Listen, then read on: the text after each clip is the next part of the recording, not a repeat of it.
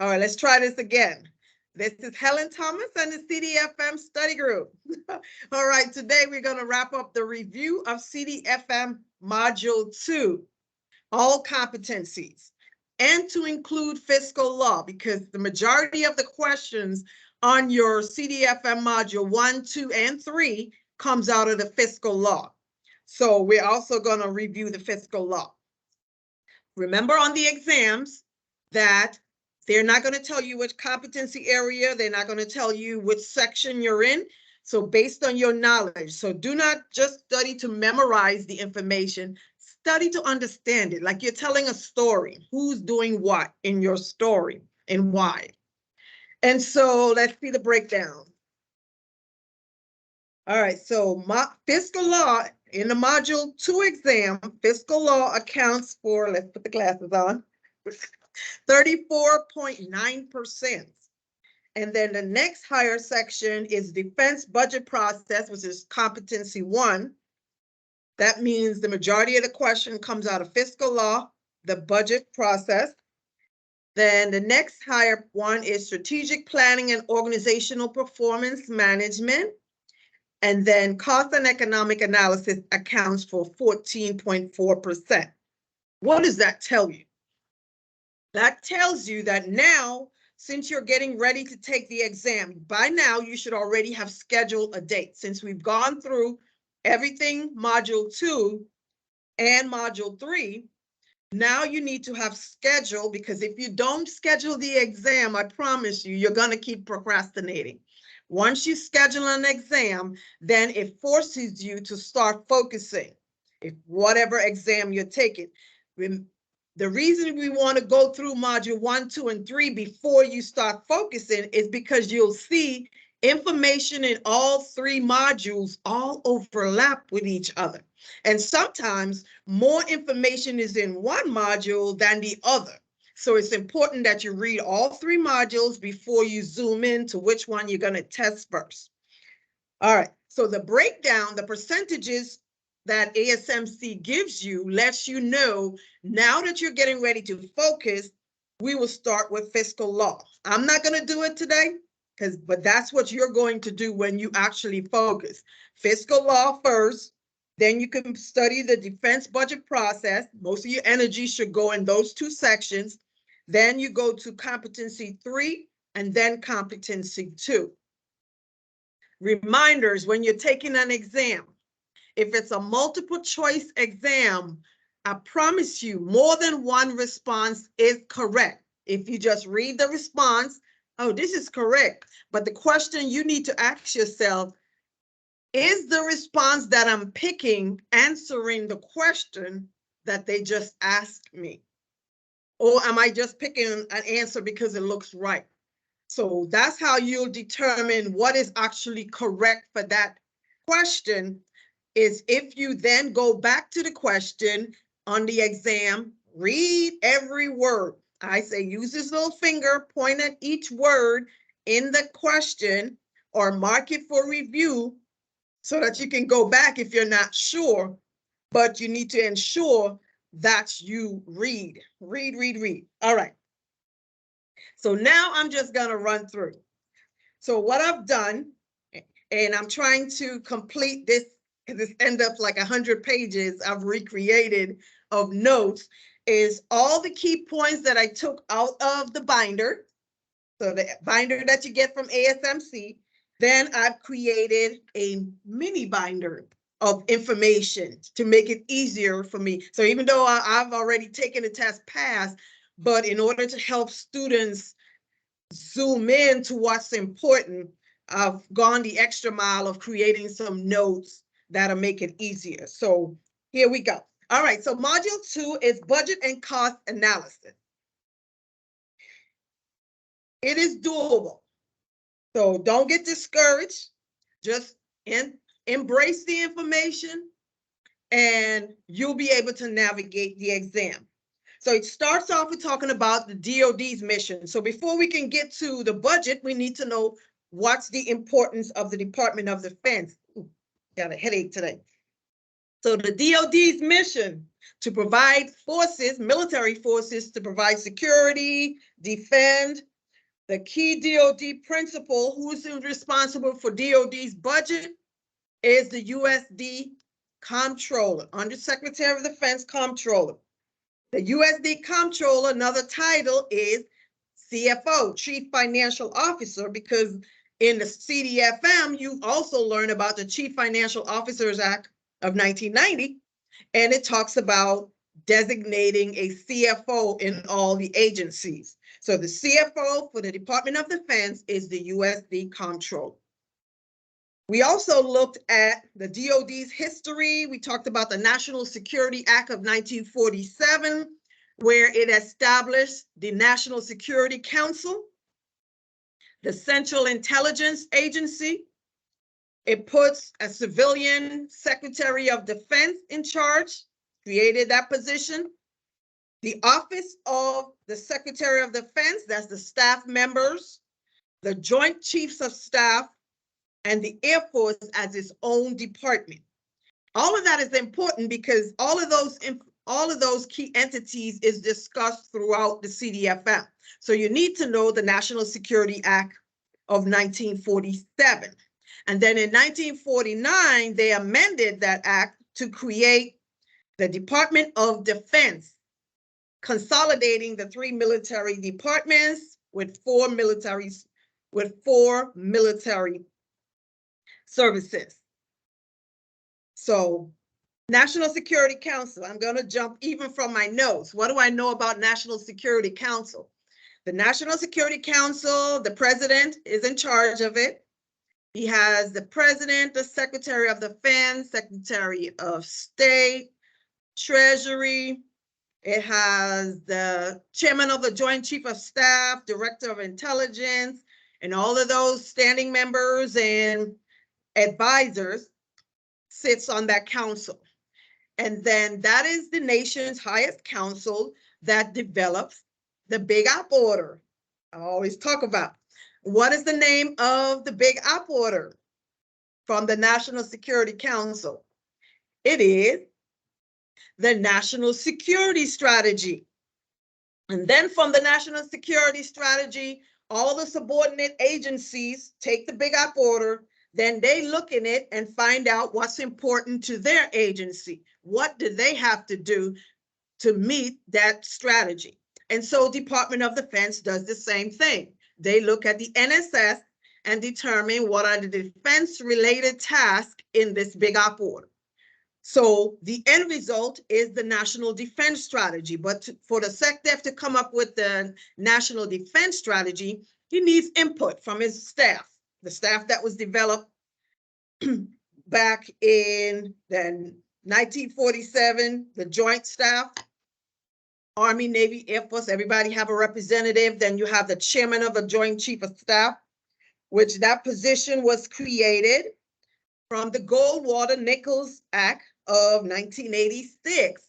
It designated a chairman of the Joint Chief of Staff to speak as the senior military advisor to the Secretary of Defense, the National Security Council, and the president.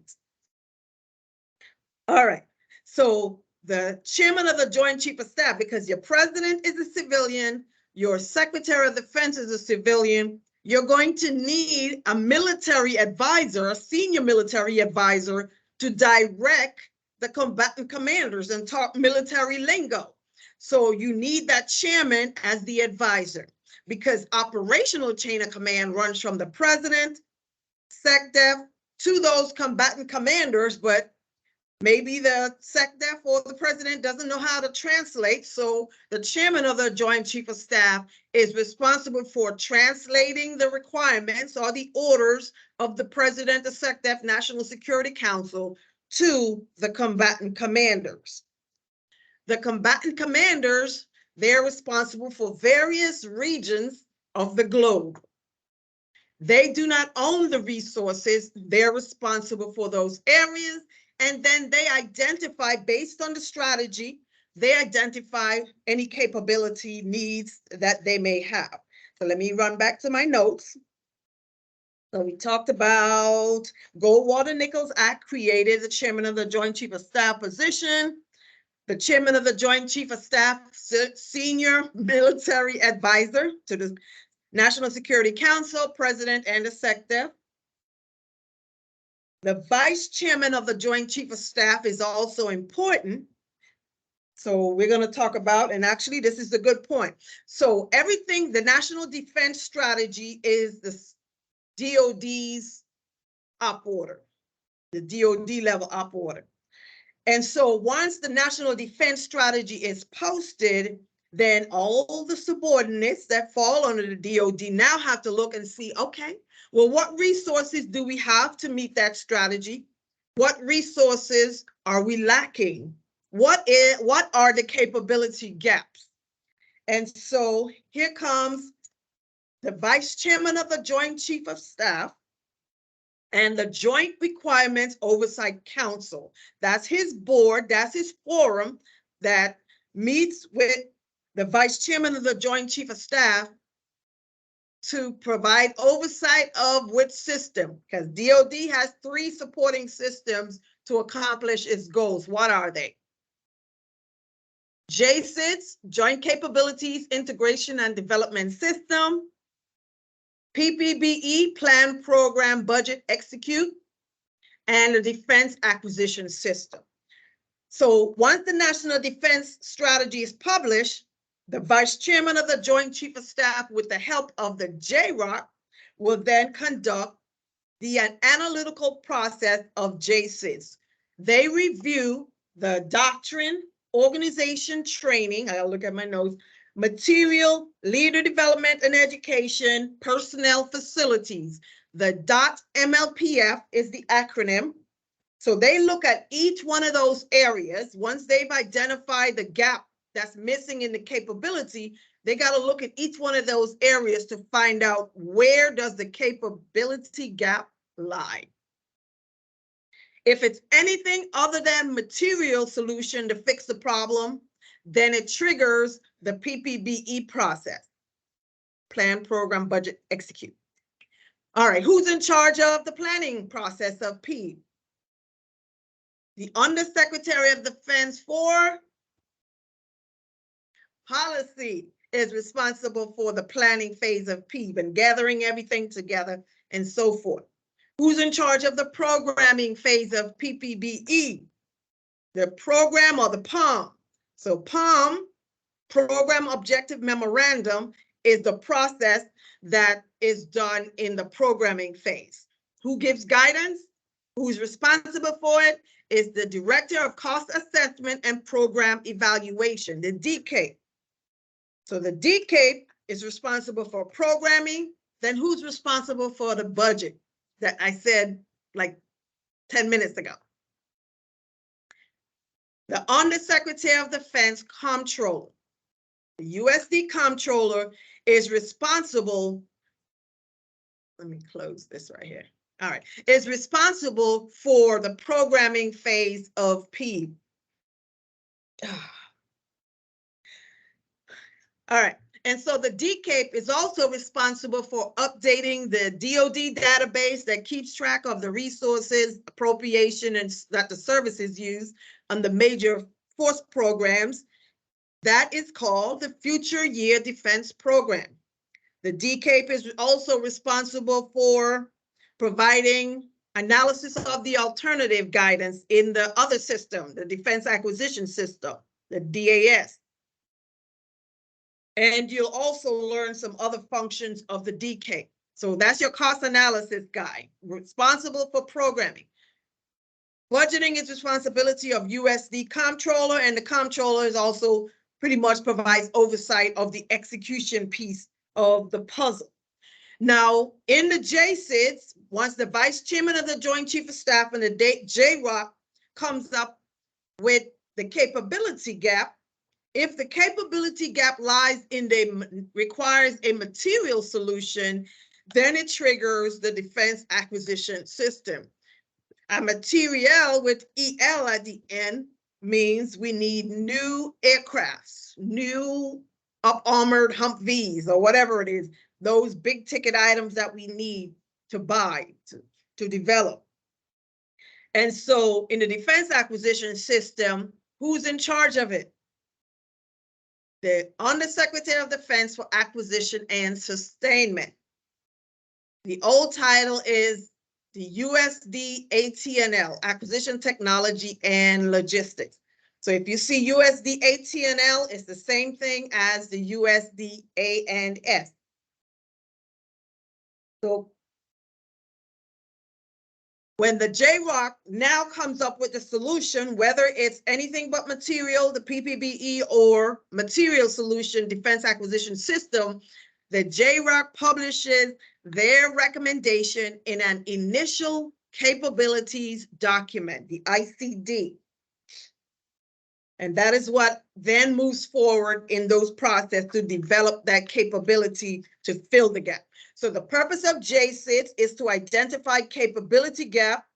The PPBE is used to resource or fund, and then the defense acquisition system is used to develop the item. Joint Chief of Staff, PPBE. So we did all of that. We talked about planning. We did all that.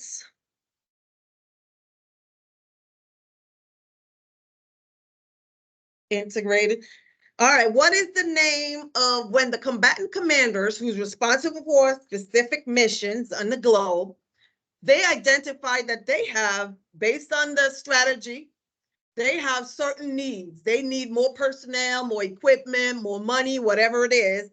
And so they have to notify the chairman of the Joint Chief of Staff, the Secretary of Defense, the military departments that's responsible for that resource. And what is the name of the document that the combatant commanders submit detailing their requirements? That is the IPL, Integrated Priority List. That's the only document we talk about that the combatant commanders develop. All right, so in the planning phase of P, what is the final document at the end of the planning phase of P? It is the Defense Planning Guidance, DPG. So once the DoD's planning phase is over, think about it that way because it's higher than us. Once the DoD's planning phase is done, we have to receive guidance for everyone that falls under the DoD can do their own planning. We need guidance to keep us all in line to meet that national security strategy big up order. All right, then we go to the programming phase. What is the final document in the programming phase? So I see I got to update some of my notes here. That is the Program Decision Memorandum. That is the title of the document. And then you move to the budgeting phase. So remember, the budgeting phase and the programming phase is happening at the same time because budget is every year, programming years plus 4 years. So all of these processes are occurring pretty much at the same time. So what is the final document in the budgeting phase? That's your program budget decision. And the execution phase. So in the execution phase, how does that look? The execution occurs after the president submits the budget to Congress. So what are the options that the president has? Again, I'm just telling a story. So the president, once he received the final budget, the president sends the budget to Congress. The president cannot finalize the budget. So unlike other laws, automatically the laws go to the president for the president to sign. If he signs it, it becomes law. The budget has to go from the president or the executive branch. And who's the resource manager or the CFO for the executive branch? That is OMB, Office of Management and Budget. So the OMB works for the president to provide the nation's budgets, the federal budget, one budget for the country, or the president's budget. Budget goes to Congress no later. So it's not by the first Monday in February, it's no later then the first Monday in February, the president submits the budget to Congress. And then what does Congress do with the budget? Congress goes through 3 phases. The budget resolution process, that's where the House Budget Committee and the Senate Budget Committee have to then determine what guidelines they're going to use when they review the president's budget. What limitations, whatever restrictions or controls they're going to put on the budget, what they're going to approve, what they're not going to approve. And so that's the budget resolution process. How are they doing that? How do they determine the limitations and so forth, other than their own agenda? So the Congressional Budget Office, the CBO, that is the budget office for Congress, they start gathering, like think of an accountant. The accountant will provide you with all the details, like all this paper I have in front of me.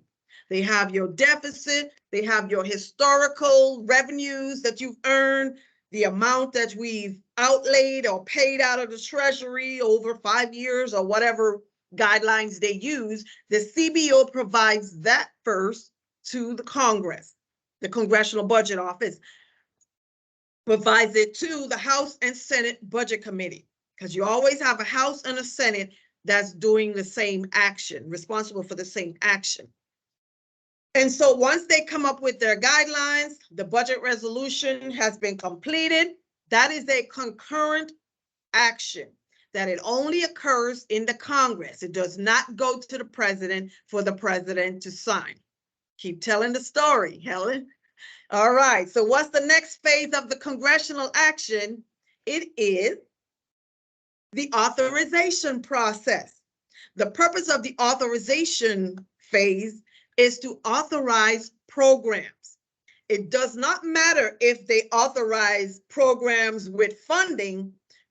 You do not have funding to spend on those programs. All we really care about in the authorization law are the programs that we are authorized to spend money on. So if they come with, on the exam, the authorization process authorized appropriation for certain programs, yes, that's correct. As long as the word programs are in the same sentence with authorization, you are good to go. However, if it says the appropriation authorizes funding for certain programs, well, is that right? Well, that is right too, but which one is more right? The authorization. So those are what multiple choice question does to you, is make you like, which one is more correct? So authorization law ends with it going to a president for it to become law. That is the responsibility of the House and Senate Armed Services Committee. They're responsible for that. And then the final phase of congressional action with the budget is the appropriation process. The House and Senate appropriation committees are responsible for that phase. The House and the Senate both look at the same document and they all do the same thing. They review it, then they come up with their recommendation, their guidelines, and then they compare notes. The House and the Senate compare, and then they determine what differences do they have. If the House and Senate have a difference in opinion, they have to come together. What is it called when the House and Senate has to come together to resolve differences? It's called the conference committee or the third chamber.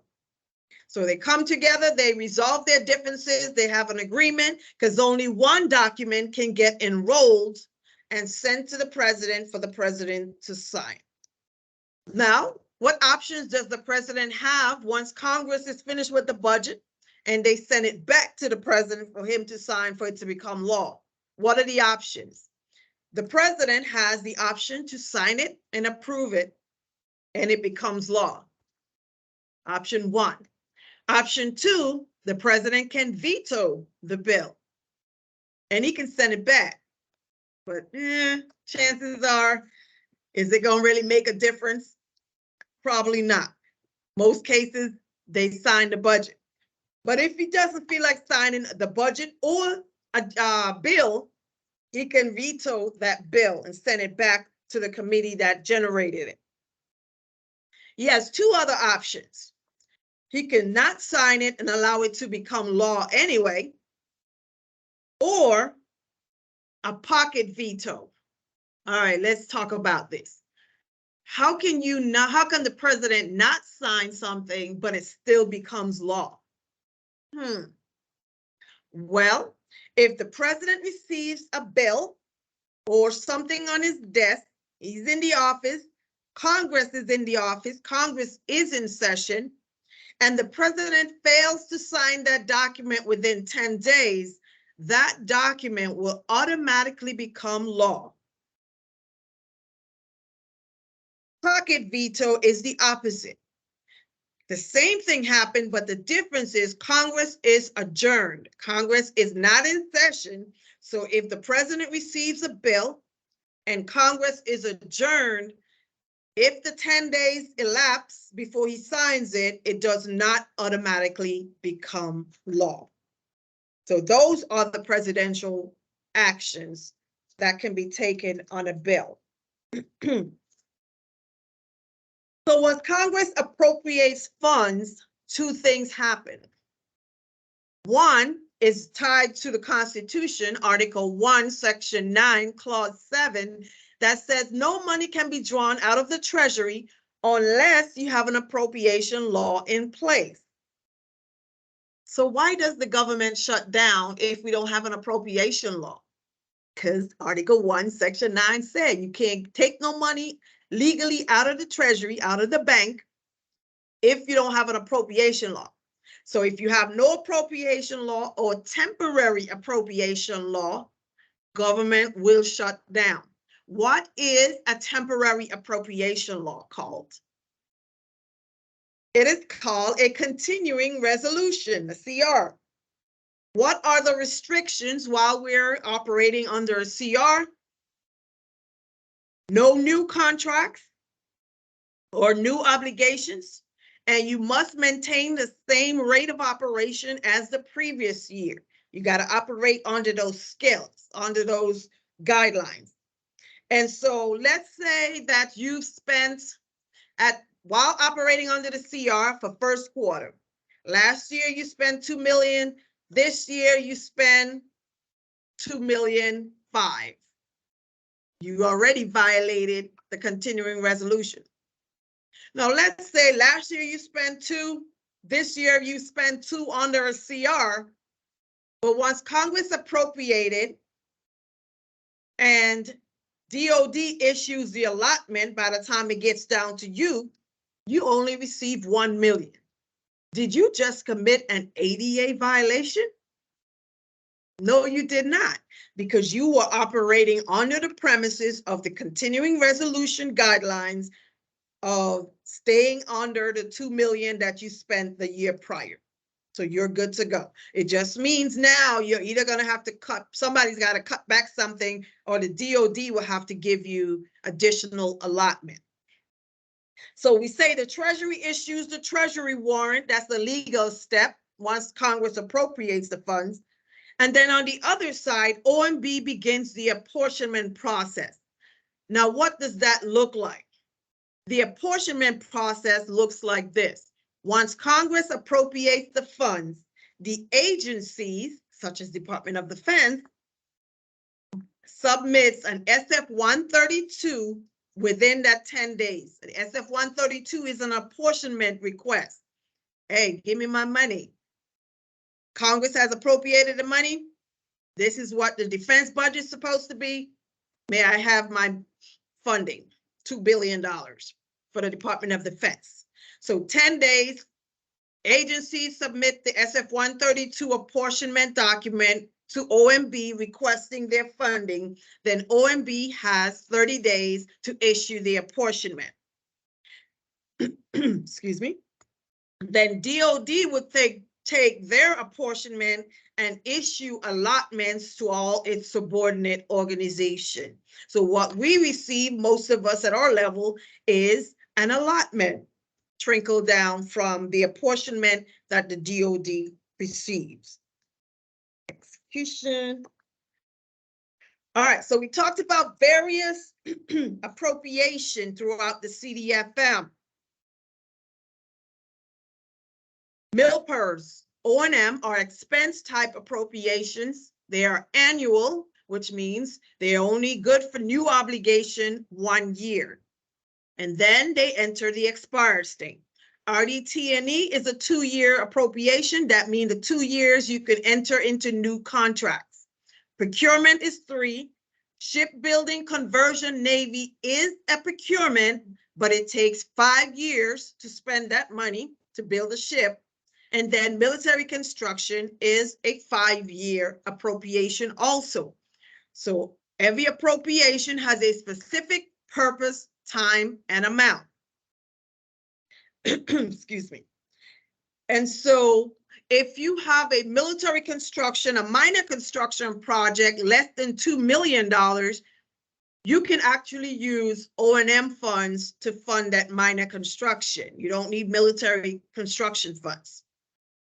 If you have procurement, $250,000 or less, you can also use O&M dollars to fund that project.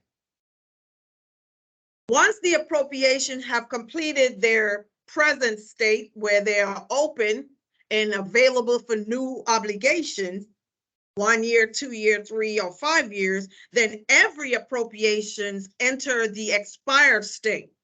And they stay in the expired state for how many years? 5.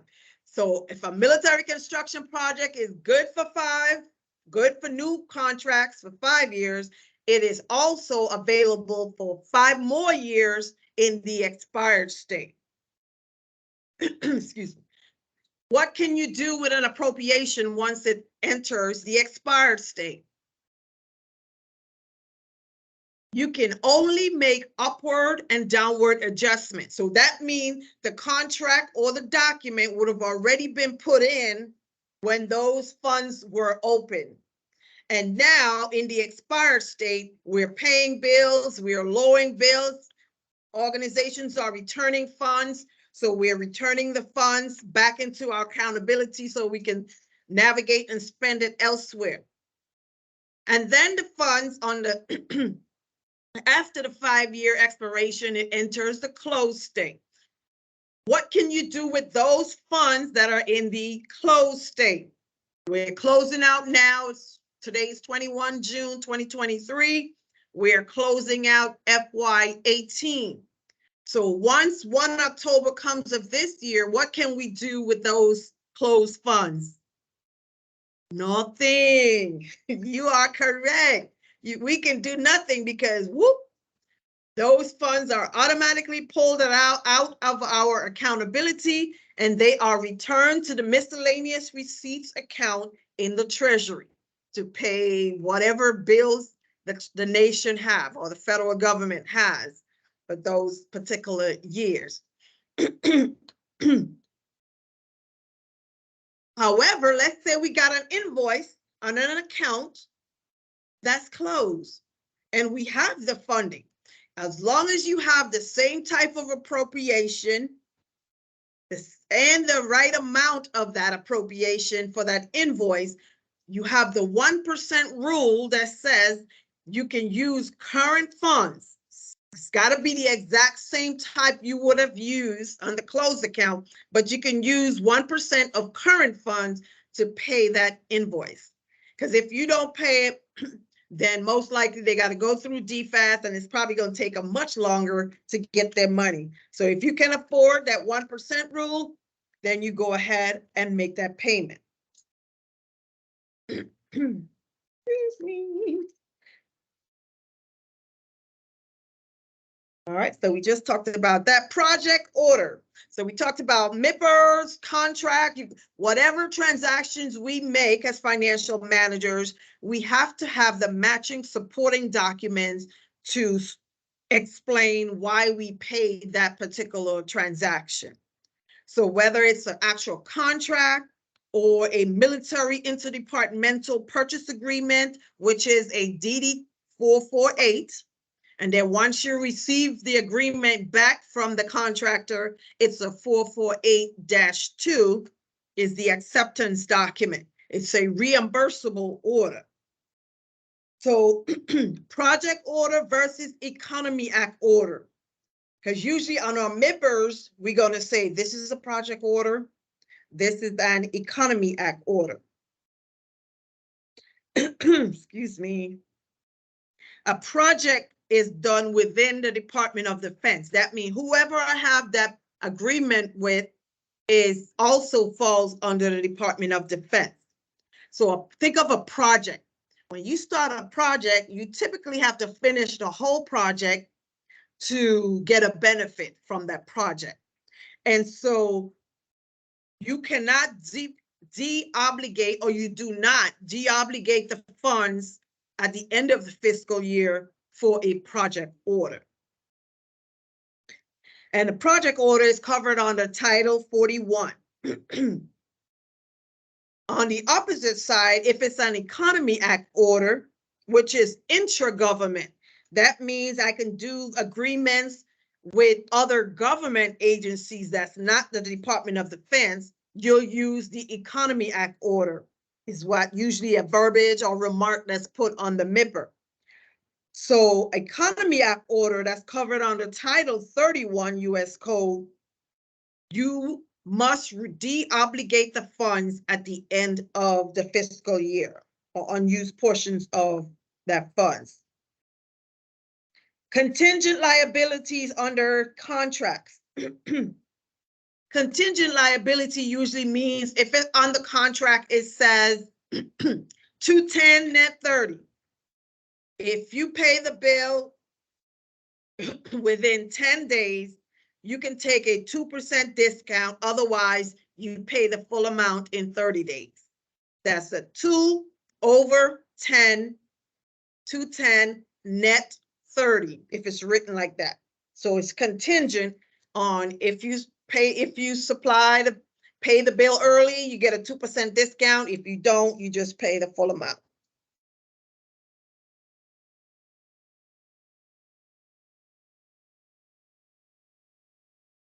Working capital fund is a no-year appropriation. It's X fund. When you look in the accounting line, it'll have an X fund. So Department of Defense have a defense working capital fund. It has 5: Army, Navy, Air Force, defense-wide, and Defense Commissary Agency. So your commissary operates under a working capital fund. What is the purpose of a working capital fund? All right, so initially, when that services, let's say the commissary, let's stick with that one. When the commissaries were initially established, Congress would have appropriated funds to start all the commissaries so they can buy the food, put the food on the shelf, get it ready for the customers. A working capital funds mean those funds do not expire. It's a revolving fund. So when they get the initial amount from Congress, that is all they're going to get in most cases. And so whatever it costs the commissary to then buy more, get more of the food items to put on the shelf, all the items to put on the shelf, then they have the stabilized rate where they say for FY fiscal year 23, this is what we're charging for bread. And they publish those rates, stabilized rates, so that the customers know what they're going to charge for that year. Now, you might go FY24, the next fiscal year, and you're going to see the prices either way up or lower, even lower, because the goal of the working capital fund, unlike the civilian side, and it sounds like the civilian, right? They take their money, put it on the shelf, charge the customer what it costs them on the shelf. But the difference between the commercial side and the working capital fund is the goal of the working capital fund is to break even. And so when they start looking at the historical trend, and they see that historically they've been earning a profit in the working capital fund, they have no choice. They automatically knows the next fiscal year, the price has got to drop because we've been earning a profit. So it has to be moving like this. So the goal of the working capital fund is to break even. How do they earn money? It's based on what the customers pay for the items. That is what keeps that revolving process going after the initial. So when do you close out or cancel a working capital fund? There's two criteria. Actually, before I close it out, before I close the working capital fund, let me discuss two types. Revolving fund activities evolve in two types of working capital fund.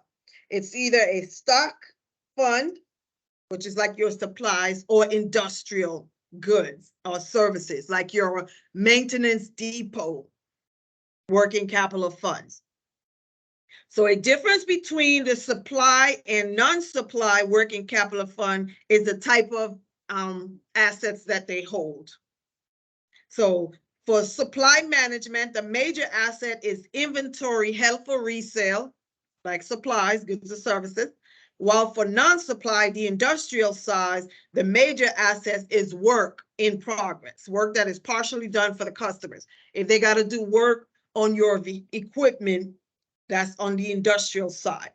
There's 4 criteria for inclusion into the working capital fund.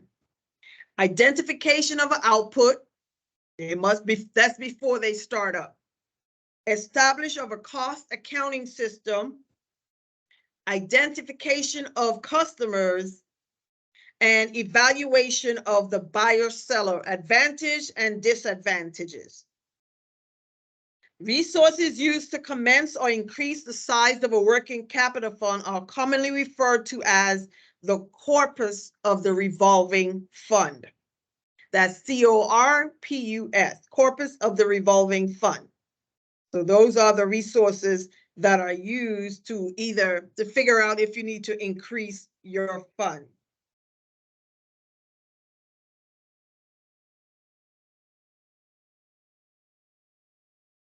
So even though those funds do not expire, understand that they still have restrictions that they have to follow and guidelines. It's funds management. So when do you close out a working capital fund? If they have not executed anything for over 2 years, or if the president or the agency had determined that they have no need for that particular resources anymore. Those are the 2 reasons that you will close out a working capital fund.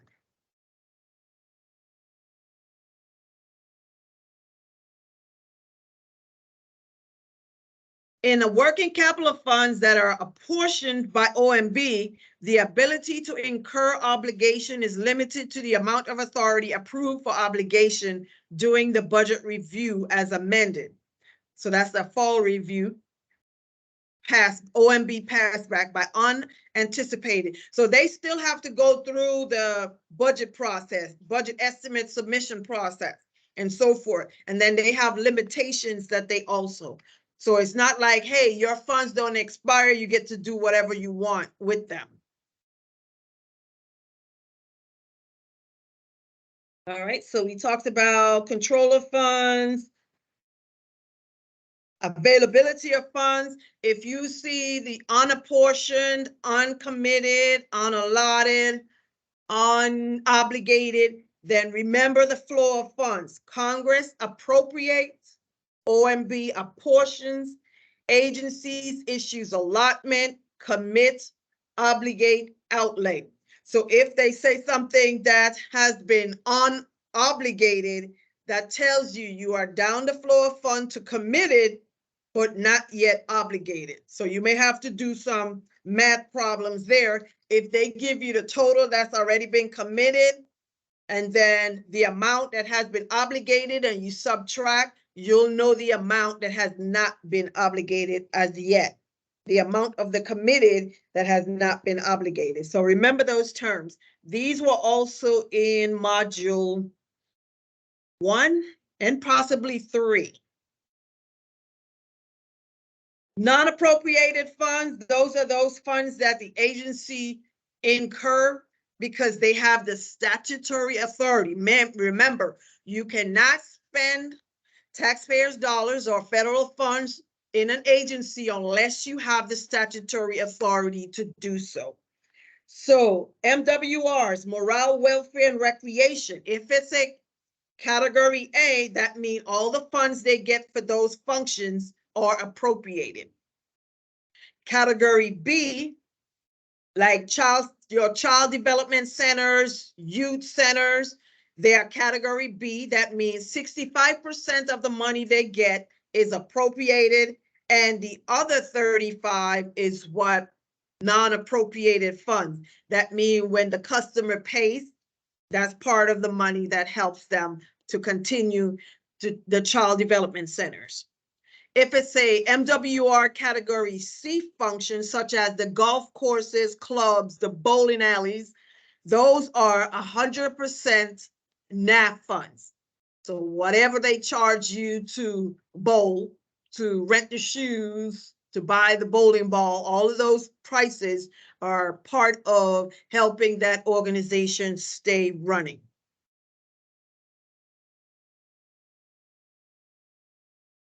All right, another big part of the module 2 is the cost and economic analysis. So remember the 3 DoD support systems that the DoD uses to achieve the National Defense Strategy. JCITS, which is the Vice Chairman of the Joint Chief of Staff, is the person in charge of it. PPBE, plan, is the USD for policy, programming the DK, USD comptroller. The Defense Acquisition System, DAS, which is the USD, Under Secretary of Defense, Acquisition and Sustainment, is in charge of it.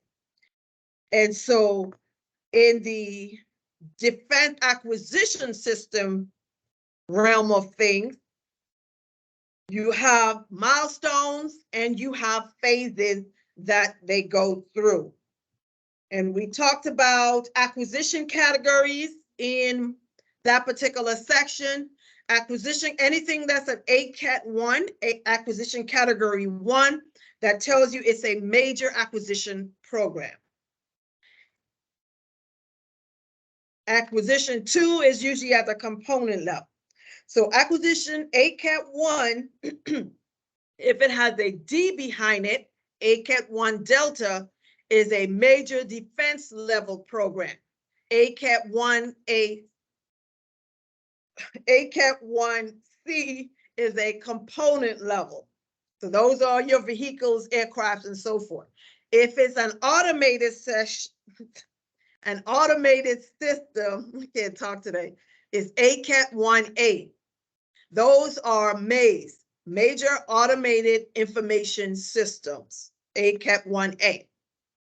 If it's ACAT 1AM, because the M behind it is Major Automated Information System, it's a DoD level automated system. Excuse me.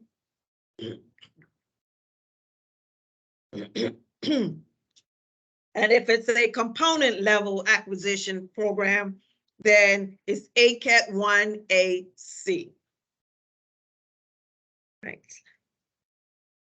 Excuse me. All right, so we talked about all of that. ACAT 1, analysis of the alternative, the DK provides. So hold up. So let's go over the phases. Material solution analysis, milestone A. I want to go over that piece, so bear with me. 2.2. So I'm going to switch gears here. Excuse me, I'm not doing too well today. But I'm going to press on because we're going to get it done. All right, so let me switch gears with this other book. All right, so the phases and milestones is a big area, so I'm going to go over that. If you decide to move on to CDFM module 4, you're going to have to know what exactly is happening at each. So it's pretty much taking this same information and getting a little bit more detailed information out of it. So once the initial capabilities document determined that it requires a material solution, we need this new fancy aircraft to fill that capability gap. That's what the JROC says, the Joint Requirements Oversight Council and the Vice Chairman of the Joint Chief of Staff. And so in the ICD, they would then go through in the defense acquisition system, the material solution analysis. We need to then do our war gaming or going through the process to determine, okay, what are the key attributes? What is this system supposed to be, this aircraft supposed to be able to do? What are the performance guidelines, the objectives? Then we want to have what are the various courses of actions that we have to meet that particular response. And so all of that material solution analysis phase is the first one to determine all of that. Then once they do that initial testing, you move on to a decision point, because before you move through to the next phase, you have to have a decision point. So when I went over the milestone decision authority, when I went over the ACAT 1 Delta, ACAT 10C, it tells you who the senior acquisition person is responsible for this decision point and to move on to the next level. So a material milestone A, just because we have a favorable milestone A, it does not automatically mean to move forward, because in milestone A, that milestone decision authority, that's that senior acquisition girl or guy, is reviewing the data from the material solution analysis.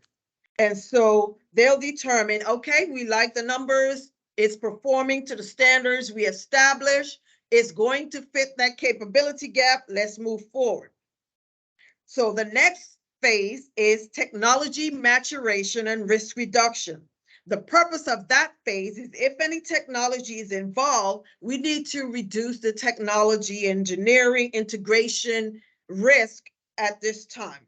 So in that phase, we go through that and we can come up with the development of the release decision point, when we can actually, this is what we want, this is the requirements, the objectives, the parameters, now we can move forward. So we use RDT&E for material solution analysis, and we use RDT&E funds also for the technology maturation and risk reduction. We are not in a full-fledged, so just because we're going through these reviews does not mean a new acquisition program is full-fledged. It is not until you get to milestone B, which is the second milestone, or the fourth process, which reviews all the data that was material solution analysis, milestone A, technology maturation and risk reduction. So in milestone B, this is where we approve the program for an initial acquisition process. A couple of things. The formal initiation of a program is done at milestone B. We determine the acquisition program baseline. We identify the quantity of that aircraft. How many aircraft are we going to initially develop so that we could test it to make sure it actually answers that capability gap? That's your LRIP, low rate initial production. And then all of that information, once the program manager provides the acquisition program baseline of how much they think it's going to cost, we identify the quantity, the LRIP. We then publish, we, as in the DoD level acquisition folks, will publish all the decisions from the Milestone Decision Authority in an acquisition decision memorandum.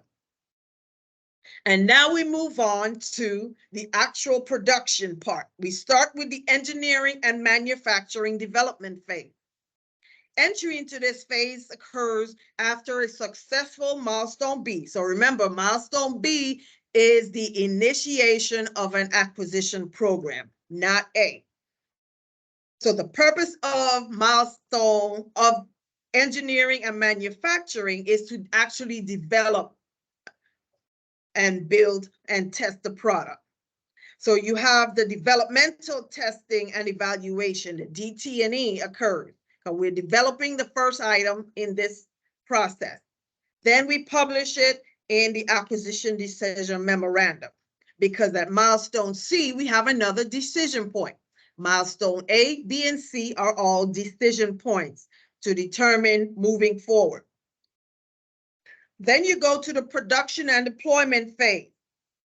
The purpose of this phase is now to reach operational capability. We want to take it from that initial development and testing to actually putting it out in the field and test the warfighters using that equipment and see how it works.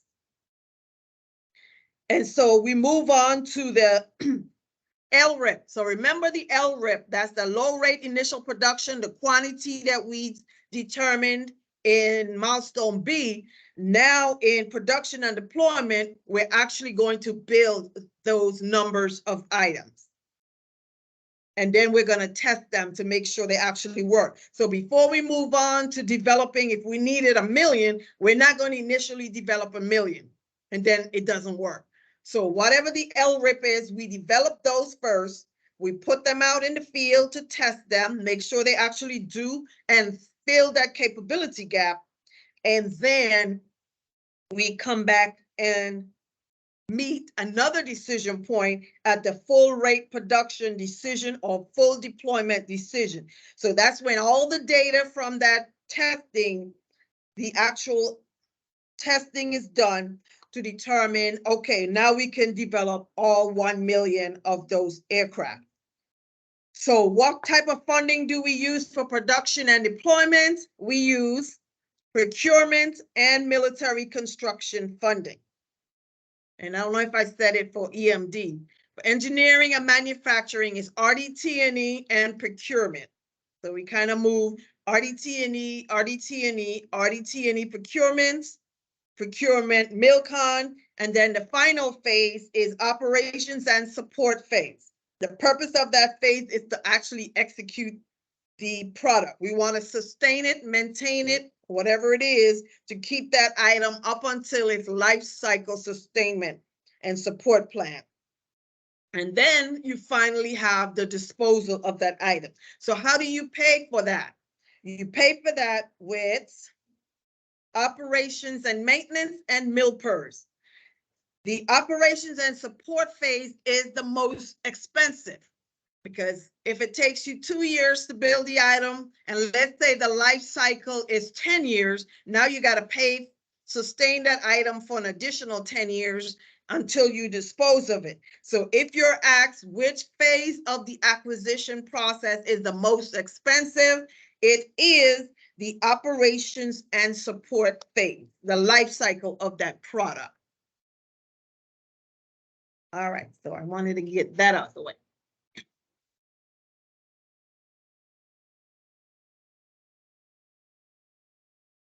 Make sure you know the formulas for the average procurement unit cost and the program acquisition unit cost. Because by knowing, if they say calculate the development cost, well, you have to know that development cost is everything RDT&E, which is your development cost, item, systems, engineering, program, management, test, and evaluation. That is your development cost, RDT&E. So remember when we started with material solution analysis and we said that was RDT&E, then we said technology maturation was RDT&E. So anything RDT&E is development cost. Number 2 is your flyaway cost. So once you switch to, and I think in engineering and manufacturing, we said RDT&E, then switch to procurement. So that initial procurement of the prime equipment is your flyaway cost. Weapon system cost is your procurement or your flyaway cost, which is the procurement of the prime equipment, and procurement of the support equipment is your weapon system cost. So if they give you, okay, this is how much it costs for procurement of the prime equipment, procurement of the support items, procurement of the spares, you need to know weapon system cost is only the prime equipment and the support. And when you include the spares, then it's procurement cost. So everything procurement. So when we say average procurement unit cost, average tells you you're going to have to divide a small number by a bigger number. And so that is, and you have some examples, yeah, that's given in your book. That was 4. Number 5 is program acquisition cost, because you're going to need to know that to calculate the PAUC, program acquisition unit cost. Because program acquisition cost is your development cost, flyaway cost, weapon system and procurement, and military construction. So anything with RDT&E, procurement, and MILCON, add all that together, that is your program acquisition cost. Then if you got to calculate the program acquisition unit cost, you're going to have to take the number of items and divide those into that total. Operations and support, as mentioned, in the operations and support or sustainment, you're going to use O&M and MILPERS, and to dispose of the item, you're going to use O&M to dispose of. All right, moving along. Cost estimating methods. We talk about analogy. So as we're coming up with the acquisition program baseline and we're coming up all these cost estimates, we need to know how much things cost. I need a break from these classes. There's different techniques that we use to come up with the estimate.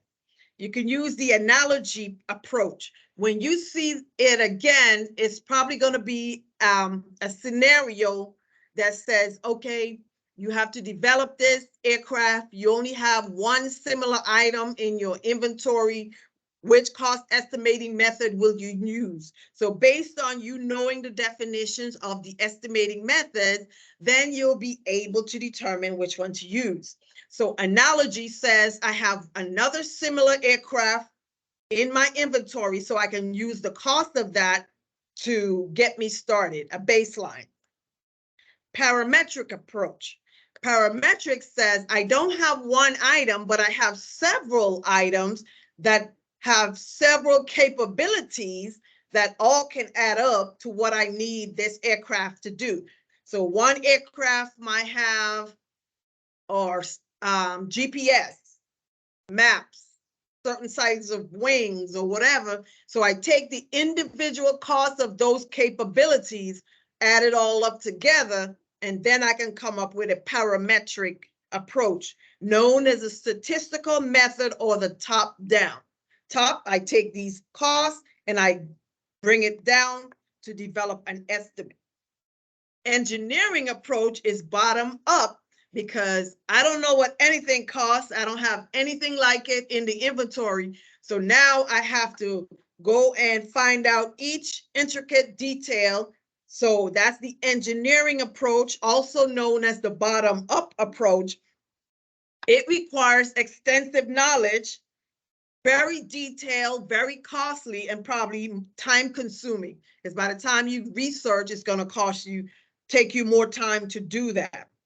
Or maybe we already have this aircraft, but we need more of it, so we can use the actual cost to develop the aircraft. So we can use the actual cost estimating approach. In these approaches, you can also use expert opinion, meaning you don't have time to do all of these, but maybe you have several experts or program managers who's been working with these types of aircraft for a while. And so you can get input from all these experts and utilize what we call the Delphi technique, where you take input from all of them. And if you have a lot of similarities, you could pretty much come to a consensus that since all of them have the same input, that you can go with that particular estimating method. The learning curve theory says that the more I do a job, then my workload should double in less time. So learning curve. So you may have to do some exercises with the learning curve theory, either identifying the labor hours to the next double workload or the actual learning curve percentage. If you have a list, remember the learning curve percentage will be the same if it's the same scenario. If it's 10% learning curve, 500 man hours, if you multiply 10% by 5, it'll tell you how you get to the second item and then the fourth item. So everything is doubled in the learning curve.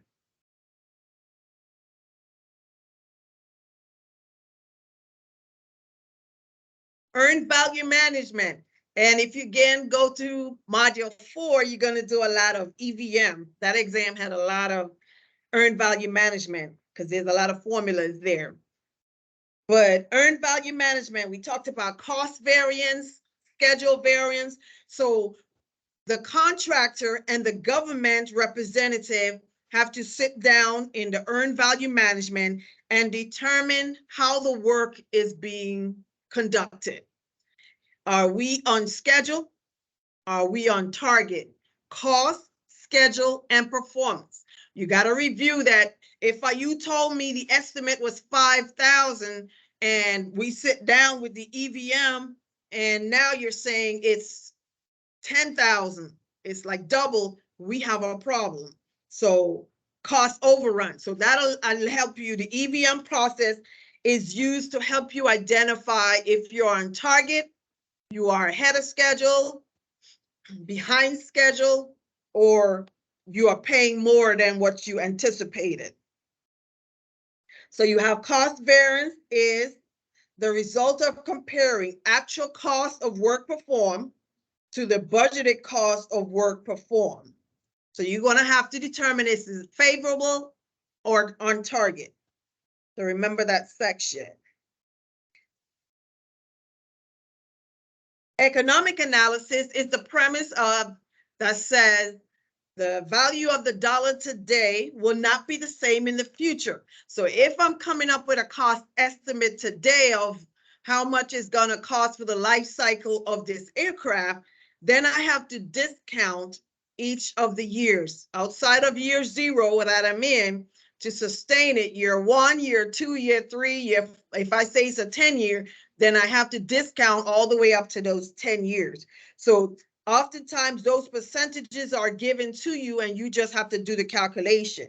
How much is it the life cycle of this aircraft gonna cost you once it's paid for in the end? Break-even point is saying that once I invest a certain amount of dollars, how long is it going to take me to recoup what I invested in that amount? So it's investment divided by savings, or what you invested in, what you paid, and what is the cost. Benchmark. All right, what are some miscellaneous sources of funds? So remember again, statutory authority. For most installations have the statutory authority to deal with agriculture and grazing leases, a recycling program. If your installation has a recycling program, they can't just start up things on their own. They have their authority. But remember, there are restrictions in how much they can keep. So you need to review that section to see once you reach your threshold, the additional funds are returned to the miscellaneous receipts of the Treasury to pay for interest and all those stuff that they have to pay. But just know agriculture and leases, recycling, sale and output lease, fish and wildlife, when you go fishing on an installation or hunting and you got to pay a fee, that's money that's earned by that installation. They have limitations that they have to follow.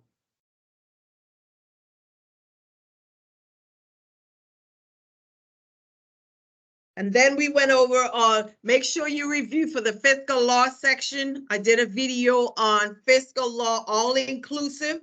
So what I did was went through module 1, module 2, and module 3. Then I try to pull in everything ethics related which most likely is the control of the funds, purpose, time, and amount, U.S. Code 1301, 1502, 1517, 1341, 1342, and so forth. Purpose, time, and amount is in all three. So I try to do that. So make sure you review the fiscal law video in the featured section of our YouTube. All right, so we already covered all that. All right, so let me go through some of these papers I have here. All these little practice tests I did. We did this last week. Go over again, schedule variance and cost variance.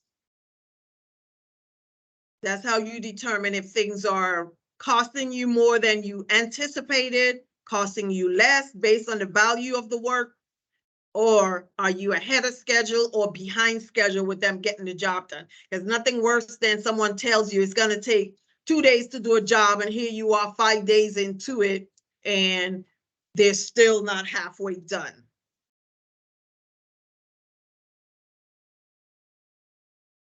All right, here's a question for you, and I'll pause.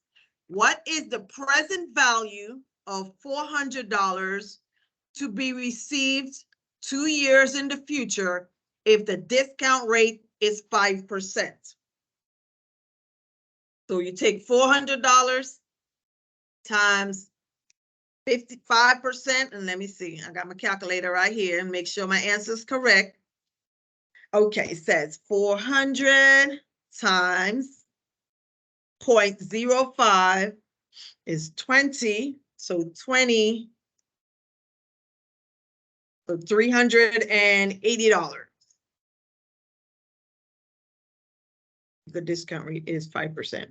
Yep. All right, so those are the type of problems you're going to have. So make sure you review learning curve, mean, median, and mode, right? Mean, the average of a list. So if you have a list of numbers, put them first in numerical order. Then you add them up, divide it. If it's 5 numbers, you add them up, divide by 5. That's your mean. Your median, because you put them in order, you'll be able to see which number is in the middle. And your mode, because you put them in order, you'll see which number is repeated the most. That's your mode.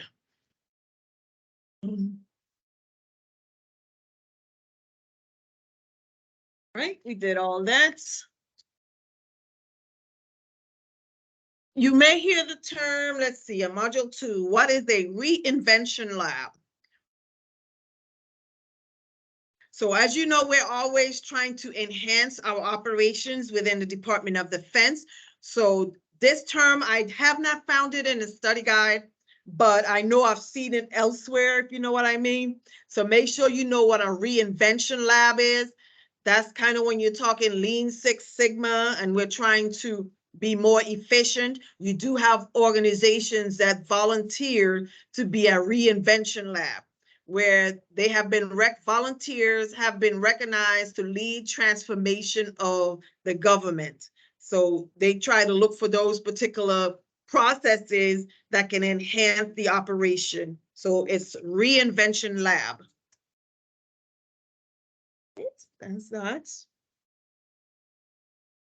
Let's see, the knowledge checks.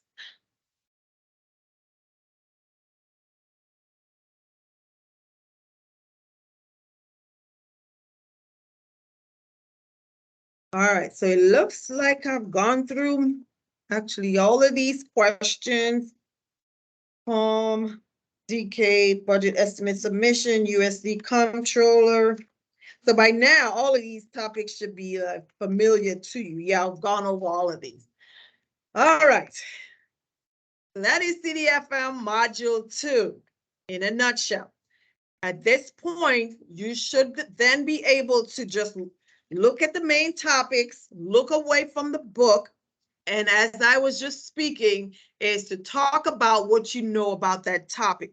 And then 1 word or 2 words within whatever your speech is will then trigger you to go in a different direction. What do you know about it? You have to know that the Congress has the Congressional Budget Office, Congress is the legislative branch that makes the laws. Congress has the Government Accountability Office, or the GAO. The Comptroller General is in charge of the GAO, and the purpose of the GAO is to provide the oversight. Once Congress gives us the budget and says do, don't, must, then you need an oversight body to ensure that we're following those rules. So that is the function of the GAO, an external auditing agency that works directly for Congress. You also need to know that all the functions of Congress is covered under Article 1 of the Constitution. Article 1, Section 7 talks about raising revenue. Section 8 talks about collecting taxes. Section 9 talks about no money can be drawn out the Treasury. Then you also need to know that Article 2 deals with the executive branch, who executes the laws that was established. The president is the commander-in-chief of the armed forces. President serves 4-year term, is also under there. Back to the Congress, you have your House of Representatives serve 6-year terms, senators, you have 2 per state. I think I used to know the numbers. So it's 50, I think it's 50 senators, 2 per. Yeah, I don't know. Don't make me lie to you.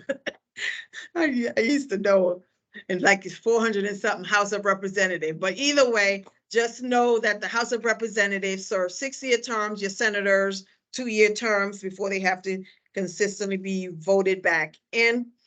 Third branch is the judicial, which interprets the laws to say whether it's constitutional or non-constitutional, and thus your courts, your Supreme Courts and lower courts. So you cannot just exclude everything you learned in Module 1 and Module 3 because they all overlap and work together for your understanding. All right, so all I'm doing now is just going back through to make sure I covered all the key points that I wanted to cover for today. All right, let's see if I have anybody log on. Nope. All right, so no direct question. Now, once you're reviewing these videos, if it's something I said that's wrong, go ahead and leave me a comment so that I can make sure I correct it for the next round. So I try to do updated videos every time I do the classes, because again, as I go through, every time I go through the material, I learn something new in that process. Because I just learned that in Article 1, Section 7, not only collect taxes, but it also talks about if the president does not sign the bill within 10 days, that it automatically becomes law. And likewise, it talks about the pocket veto if the Congress is not in session and he doesn't sign it. So all of that is also covered under Article 1, Section 7. So I just learned that. So every time I go through it again, I learn something more with it. All right. All right, so that is all that we have for today for review of CDFM Module 2. So we'll be on a 2-week break from the live session. So if I do, it'll be on a different topic for the videos for the next 2 weeks. This will allow you time to schedule an exam for Module 2, take the exam. You're welcome to reach out to me. I've had people who I walk them through it. Is they tell me what they know about the topic, and if they don't say certain keywords, then I provide my recommendation on what else information they need to know. And it's been successful because those individuals have then taken the exam and being able to decipher the information successfully. So please subscribe to our YouTube page. Leave me a comment, because again, the more activity on the YouTube videos, then the YouTube platform will advertise our videos more. So anytime somebody goes to Google and they put in CDFM study or whatever, all my videos will come up to assist them. So thank you for stopping by today. And whenever you look at these videos, this is Helen Thomas and the CDFM study group. I'll see you guys again next time. Please subscribe to our YouTube page if you haven't done so already.